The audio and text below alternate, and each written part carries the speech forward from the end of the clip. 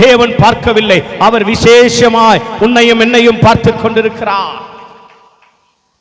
இந்த உலகம் நம்மளை ஒன்றத்துக்கு உதவாதம் பார்க்குது, ஆனா தேவன் அப்படி பார்க்கல. நான் உனக்கென்று ஒரு கீடத்தை சுட்டப்பட போகிற ஒரு பாத்திரமாக உன்னையும் என்னையும் தேவன் என்ன செய்து கொண்டிருக்கிறார், பார்த்து கொண்டிருக்கிறார். விசுவாசிக்கிறீங்களா? விசுவாசிக்கிறீங்களா?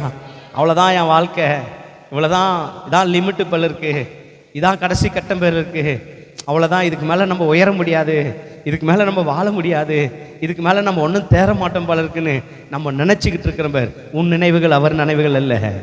நான் சொல்கிறேன், உன் வழிகள் அவர் வழிகள் இல்லை, அவர் உன்னை விசேஷமாய் பார்த்து கொண்டிருக்கிறார். நான் திரும்பவும் சொல்கிறேன், நம்ம முடிஞ்சு போச்சுன்னு நினைக்கும் பொழுதுதான் தேவன் ஒன்றை உருவாக்குவார். தேவன் நம்மளிலே ஒன்றை என்ன செய்வார்? உருவாக்குவார். ஆண்டவர் சொல்றார், நீ காற்றையும் காண மாட்டேன், மழையும் பார்க்க மாட்டேன், ஆனாலும் உன் பள்ளத்தாக்கு தண்ணீரினால் நிரப்பப்படும். கரங்களை தட்டி துதியுங்க.